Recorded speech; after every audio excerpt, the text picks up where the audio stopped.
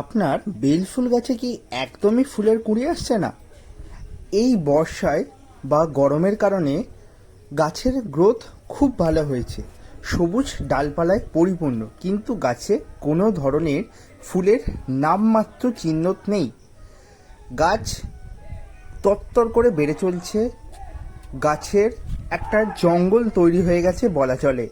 তার সত্ত্বেও গাছে ফুলের নাম চিহ্ন নেই। তাহলে আজকের ভিডিওটা সম্পূর্ণ দেখে নেওয়া আপনাদের ভীষণভাবে দরকার।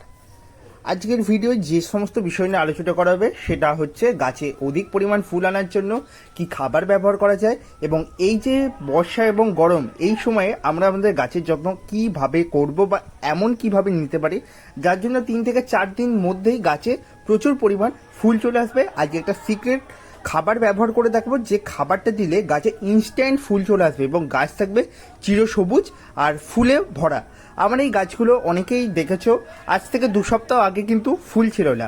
হঠাৎ করে এমন কি কাজ করলাম যার জন্য আমার এই গাছগুলো ফুলে ভরে গেল, সেটাই তোমাদের সঙ্গে আজকে সিক্রেটটা শেয়ার করতে চলেছি।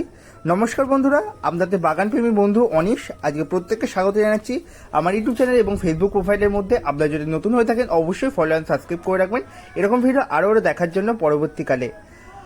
আজকের ভিডিওর মূল আলোচনা বিষয় প্রথমত আপনারা নিশ্চয়ই জেনে গিয়েছেন, যেটা প্রথমত বললাম। আজকে 5টা বিষয় নিয়ে আলোচনা করব, যে 5টা বিষয় যদি আমরা আমাদের বেল ফুল গাছে মেনে চলতে পারি, গাছ হবে সুন্দর, তরতাজা এবং ফুলে পরিপূর্ণ, আর বাগানের সমস্ত সময় বেল ফুলের সুবাসে পরিপূর্ণ হয়ে থাকবে। যারা বলেন না বেল ফুল গাছে ফুলের সেন্ট হচ্ছে না কেন, তাদেরও আজকের ভিডিওটা বিশেষ করে সাহায্য করবে। আমার এই গাছে দেখতে পাচ্ছ কীরকম থুকা থুকাভাবে ফুল এসেছে, দেখো খালি। আর প্রত্যেকটা গাছে দেখতে পাচ্ছ গোড়ার দিকটা কতটা ফাঁকা পরিষ্কার রাখা হয়েছে। এটা কিন্তু বেল ফুল গাছে ফুল আনতে গেলে কিন্তু কাজ দেয়। যেমনটা দেখতে পাচ্ছ প্রত্যেকটা গাছের ডগায় একদম কুড়ি ঠিক ঠিক করছে। এই জন্য যে খাবারটা আমি সিক্রেটটা ব্যবহার করছি, সেই খাবারটা তৈরি করতে গেলে তোমাদের নিয়ে নিতে হবে এরকম 1 কাপ জল বা 1 গ্লাস জল। এতে দিতে হবে এই স্পেশাল খাবার। হ্যাঁ, অনেকেই দেখে নিশ্চয়ই বুঝতে পেরেছো, এটা হচ্ছে এনপিকে 19-19-19। এনপিকে 19-19-19 আমাদের গাছে ব্যবহার করতে হবে প্রত্যেক সপ্তাহে একবার করে, যদি আমরা গাছে অধিক পরিমাণে গ্রোথ এবং অধিক পরিমাণ ফুল চাই। সব সমস্ত সময় মাথায় রাখবে, বেল ফুল গাছে ভালো গ্রোথ এবং বেল ফুল গাছে প্রচুর ফুল নিয়ে আসতে গেলে আমাদের নাইট্রোজেন, পটাশ এবং ফসফেট ঘটিত ব্যালেন্স নিউট্রিয়েন্ট খাবার আমাদের কিন্তু গাছকে প্রোভাইড করতে হবে। পাশাপাশি আমাদের গাছে যখনই নতুন গ্রোথ আসবে তখনই শুধুমাত্র বেল ফুল গাছে ফুল আসবে। বেল ফুল গাছের কিন্তু এটা লক্ষণীয় বিষয়, শুধুমাত্র নতুন গ্রোথেই ফুল আসবে, পুরাতন গ্রোথ বা পুরাতন ডালপালায় কখনো ফুল আসবে না। আর জীবন দেখবে তোমরা নতুন ডালপালা ছেড়েছে তবেই কিন্তু ফুল এসছে। আর ঠিক সেম কাজ আমার গাছটার ক্ষেত্রেও হয়েছে, নতুন ডালপালা এসছে, দেখতেই পাচ্ছ একদম কচি কচি ডালগুলো, এবং তাতেই কিন্তু ফুল এসছে। এই যে খাবার আমরা কতদিন ছাড়া ছাড়া ব্যবহার করব, প্রত্যেক সপ্তাহে ব্যবহার করতে পারলে ভালো, নচেত আমাদের 2 সপ্তাহের মধ্যে একবার হলেও ব্যবহার করতে হবে।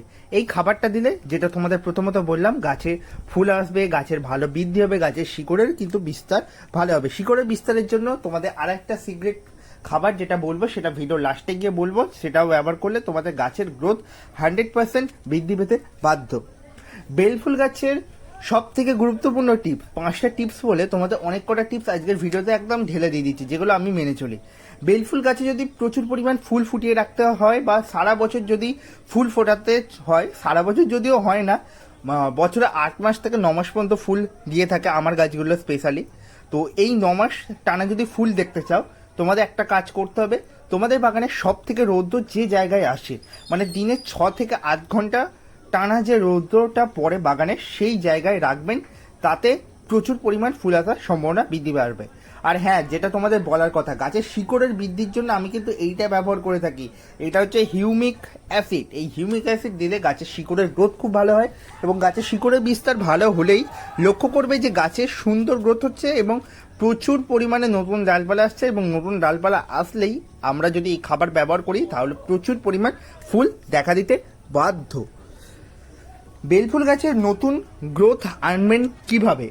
বেল ফুল গাছে যখন একবার ফুল হয়ে যাচ্ছে তৎক্ষণাৎ সেই ডালগুলোকে সফট প্রুন করে দিন বা পিঞ্চিং করে দিন। এটা করলে যেটা হবে, গাছের নতুন করে গ্রোথ আসবে, এবং নতুন গ্রোথ যখনই দেখা দেবে গাছে কিন্তু ইনস্ট্যান্ট ফুল আসবে।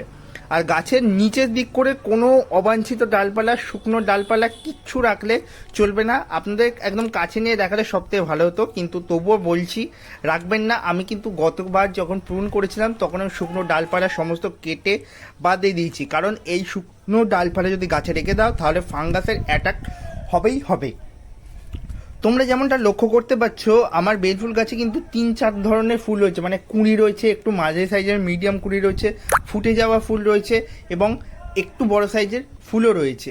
আর প্রত্যেকটা ব্রাঞ্চেসে দেখতে পাচ্ছ ডগার দিক করে নয় 3টে, নয় 4টে, নয় 5টা করে এরকম থোকা থোকাভাবে বেল ফুল এসছে। অনেকে বলবে আমার কাছে তো ফুল আছে প্রত্যেকটা ব্রাঞ্চেসে একটা কি দুটো, তোমার ব্রাঞ্চেসে কি করে 3টে থেকে 4টে 5টা আনলে? হ্যাঁ, এটাই কিন্তু এই খাবারটার জাদু। যদি এই খাবারটা কেউ ব্যবহার করে থাকো অবশ্যই জানিও। আর আমি কিন্তু এই খাবারটা আমি আমার বেল ফুল গাছগুলোকে প্রত্যেক সপ্তাহে এখন নিয়ম মেনে খাওয়াচ্ছি, কারণ এই খাবারটা যখন আমরা নিয়ম মেনে একটা গাছে ব্যবহার করব তখনই কিন্তু আমরা বেটার রেজাল্ট পেতে পারি। আর একটা বিষয়, এই বর্ষায় কিন্তু গাছকে সুস্থ সবল রাখতে গেলে গাছের গোড়ায় একদম জল জমতে দিলে চলবে না।